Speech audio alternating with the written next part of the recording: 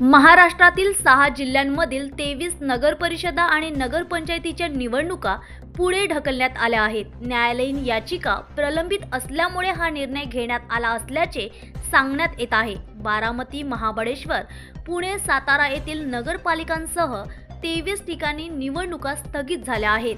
या 23 ठिकाणांमध्ये अमरावती, कोकण, छत्रपती संभाजीनगर, नागपूर, नाशिक आणि पुणे या विभागांमधील नगरपरिषदांचा समावेश आहे.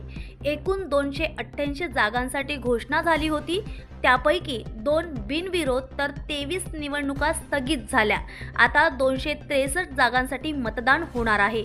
मतदानाच्या आदल्या दिवशी निवडणुका पुढे ढकलणे चुकीचे असल्याचे यावेळी मुख्यमंत्री देवेंद्र फडणवीस यांनी म्हटले आहे.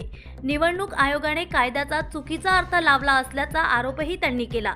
काँग्रेस नेते पृथ्वीराज चव्हाण यांनीही या निर्णयावर नाराजी व्यक्त करत निवडणूक आयोगाने घाईघाईने निवडणुका जाहीर केल्याचे म्हटले आहे. काँग्रेस या प्रकरणी उच्च न्यायालयात याचिका दाखल करणार असल्याचा इशाराही त्यांनी यावेळी केला आहे.